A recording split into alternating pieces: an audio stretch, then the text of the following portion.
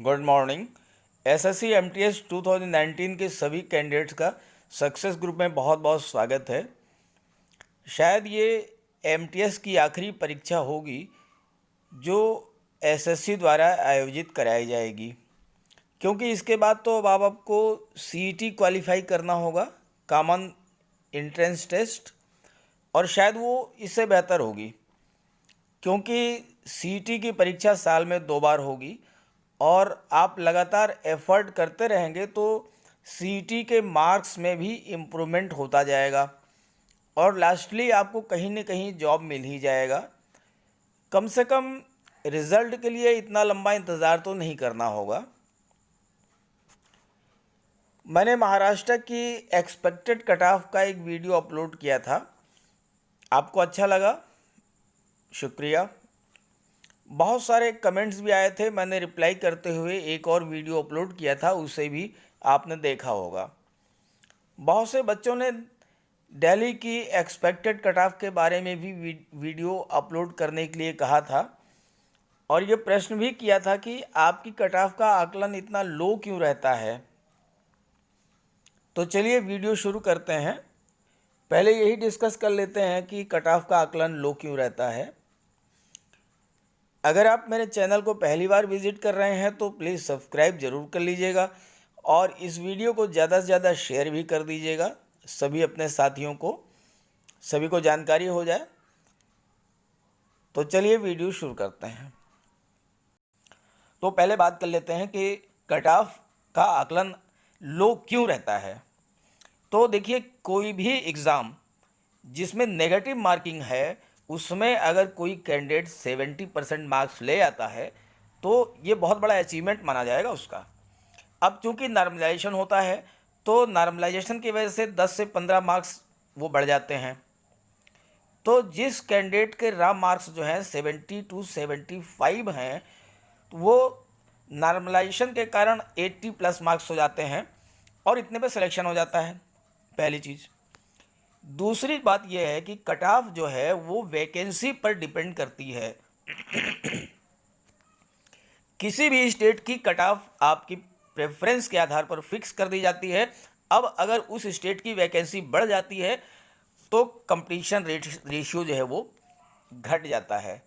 अब अगर हम दिल्ली की बात करें तो जब आपका रिज़ल्ट डिक्लेयर हुआ था, दिल्ली की जो वैकेंसी थी वो थी 1866। ये उसमें की बात कर रहा हूँ जब आपका रिज़ल्ट डिक्लेयर हुआ था। अब जो है बढ़ करके वैकेंसी हो गई है 3179। तो इसका मतलब कि ऑलमोस्ट 80% इंक्रीजमेंट इन वैकेंसी। और वैकेंसी का कट ऑफ से सीधा संबंध होता है। जब वैकेंसी बढ़ गई तो कंपटीशन रेशियो घट गया, स्वाभाविक तौर पर कट ऑफ कम हो जाएगी। अब आइए तीसरा फैक्टर है। तीसरा फैक्टर ये है कि कितने कैंडिडेट्स फाइट में हैं। तो 5% कैंडिडेट ऐसे होते हैं जिनके रॉ मार्क्स जो हैं वो 80%, यानी आपके लिए एमटीएस के लिए 80 मान लीजिए 80 आते हैं। और आपके केस में ऐसे 80% कैंडिडेट जो हैं जिनके रॉ मार्क्स 80 रहे होंगे और उनको नॉर्मलाइजेशन के बाद 90, 92 या 95 मिला होगा, तो इनमें से 80% कैंडिडेट्स वो CHSL 17 और CGL 17 में ऑलरेडी सेलेक्ट हो चुके हैं, तो वो कंपटीशन में नहीं हैं। तो फिर कंपटीशन में कौन है? कंपटीशन में वही कैंडिडेट्स रह गए हैं जिनके मार्क्स जो हैं वो 80 to 85 के बीच में हैं। और आप देखिएगा जब आपका रिज़ल्ट आएगा तो स्टेट वाइज जब आप फाइनल रिज़ल्ट चेक करेंगे तो जो स्टेट वाइज डिफरेंस आएगा वो 79 और 785 के बीच में ही आएगा।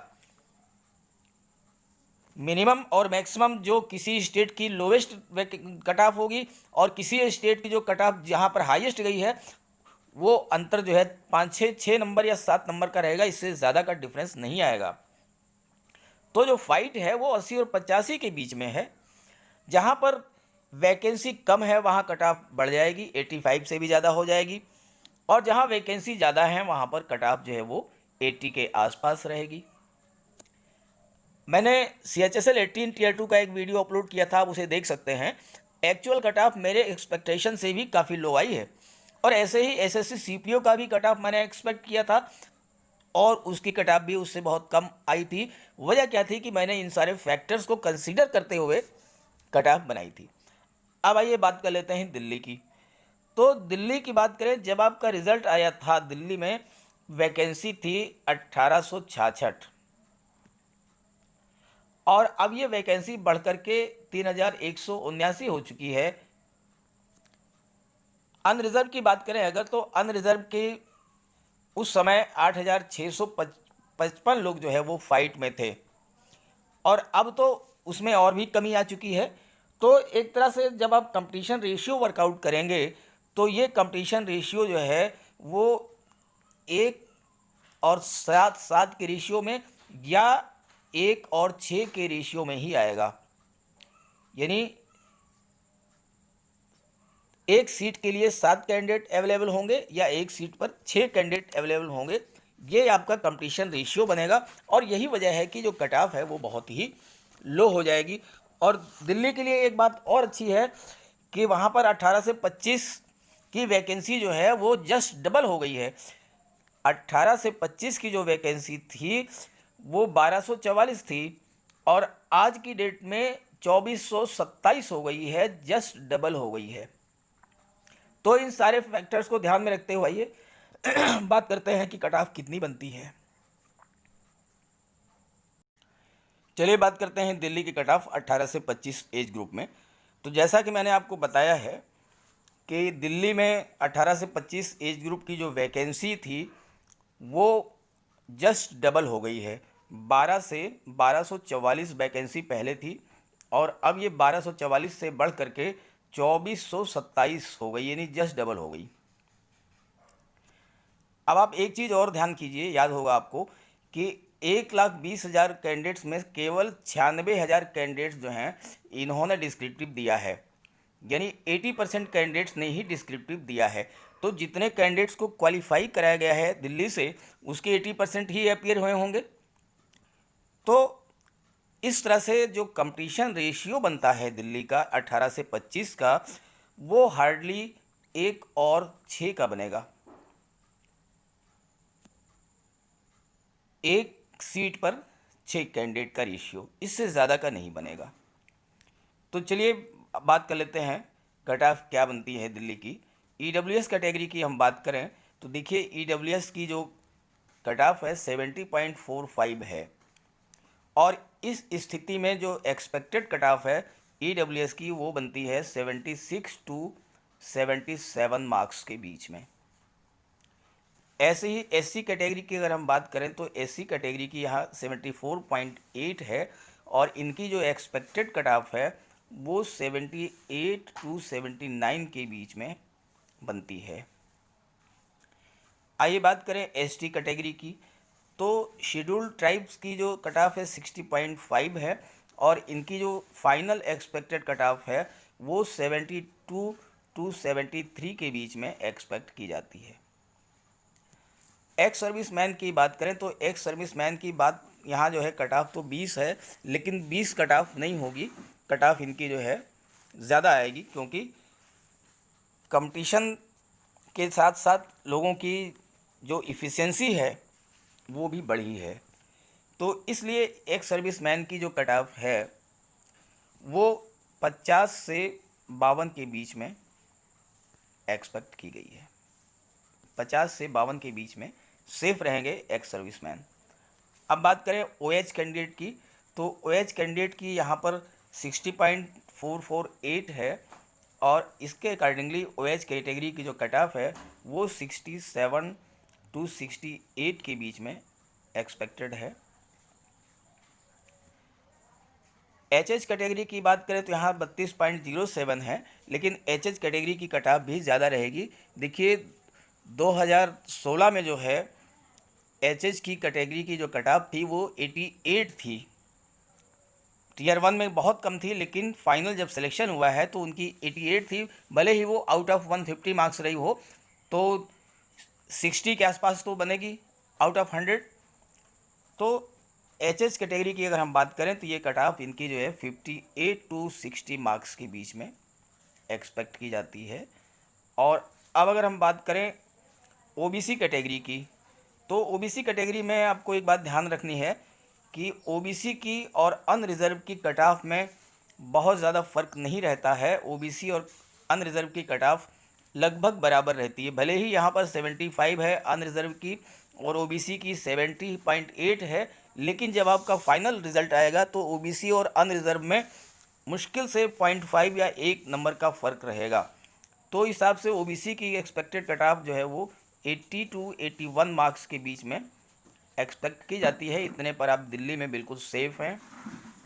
वीएच कैटेगरी की बात करें तो वीएच कैटेगरी की 64 टू 65 के बीच में एक्सपेक्टेशन है। और ऐसे ही अगर अदर पीडब्ल्यूडी की बात करें तो अदर पीडब्ल्यूडी की जो एक्सपेक्टेड कट ऑफ है यह भी 55 टू 57 मार्क्स के बीच में एक्सपेक्टेड है, 55 से 57 मार्क्स के बीच में। और अनरिजर्व की बात करें तो अनरिजर्व की कट ऑफ जो है वो 81 टू 82 के बीच में रहने वाली है। देखिए बहुत ही नेक टू नेक फाइट है, बहुत ही करीबी मामला रहेगा ओबीसी और अनरिजर्व में। और ऐसी ही एससी कैटेगरी का भी जो है मैंने 78 टू 79 एक्सपेक्ट किया है और लगभग इतना ही रहेगा। अब आइए बात कर लेते हैं कि 18 से 27 एज ग्रुप की कट ऑफ क्या बनती है। देखिए 18 से 27 एज ग्रुप में दिल्ली में ईडब्ल्यूएस की कट ऑफ टीयर 1 की 69.5 है, जबकि 18 से 25 की 70.45 है। ऐसे ही एससी की 72.8 है और 18 से 25 में 74.8।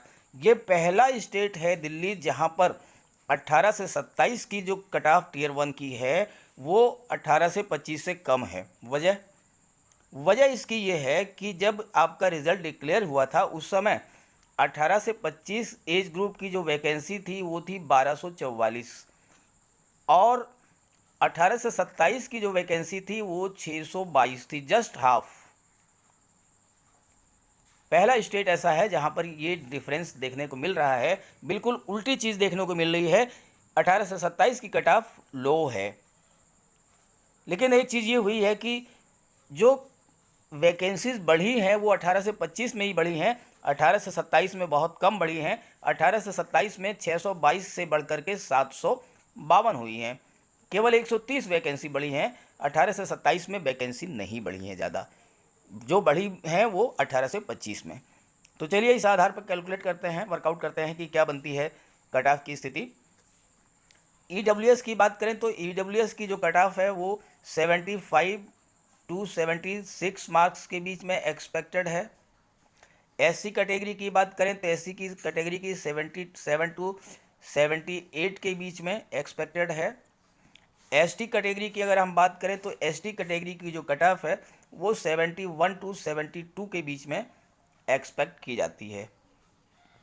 आगे बढ़ें, ये एक्स सर्विसमैन की बात करें तो एक्स सर्विसमैन की जो कट ऑफ है 18 से 27 एज ग्रुप में वो 50 टू 51 के बीच में एक्सपेक्टेड है, 50 टू 51 के बीच में। ओएच कैटेगरी इसमें है। ओएच कैटेगरी की अगर हम बात करें तो ओएच कैटेगरी की जो कट ऑफ है ये 66 टू 67 के बीच में एक्सपेक्टेड है। एचएच कैटेगरी की बात करें तो ये 56 टू 58 के बीच में एक्सपेक्टेड है। ओबीसी की बात करें तो ओबीसी कैटेगरी की जो कट ऑफ है वो 80 टू 81 के बीच में रहने वाली है, 80 से 81 के बीच में। वीएच कैटेगरी की बात करें तो वीएच कैटेगरी की कट ऑफ जो है वो 63 टू 64 के बीच में एक्सपेक्टेड है। और पीडब्ल्यू डी कैटेगरी का यहाँ कोई कैंडिडेट नहीं है, ना वैकेंसी है। अनरिजर्व की बात करें तो अनरिजर्व की जो कट ऑफ है वो 81 टू 82 के बीच में एक्सपेक्ट की जाती है। इतनी ही रहेगी। अब आप कहेंगे कि 18 से 25 की भी 81 से 82 के बीच में और 18-27 की भी 81 से 82 के बीच में, तो बिल्कुल ऐसा ही होगा। दोनों में जो डिफरेंस होगा मुश्किल से 0.5 मार्क्स का डिफरेंस होगा। ध्यान दीजिएगा कि आपके यहाँ 5 डिजिट्स में जो है कट ऑफ आई है, तो जो अंतर आएगा वो 0.5 या 0.25 मार्क्स का ही अंतर हो सकता है, इससे ज़्यादा अंतर नहीं होगा। तो ये थी 18 से 25 और 18 से 27 एज ग्रुप की एक्सपेक्टेड कट ऑफ का वीडियो अच्छा लगे तो इसे लाइक करिएगा और ज़्यादा से ज़्यादा शेयर ज़रूर कर दीजिएगा ताकि सभी को ये जानकारी मिल जाए, और मेरे चैनल को सब्सक्राइब भी कर लीजिएगा। Okay, thank you.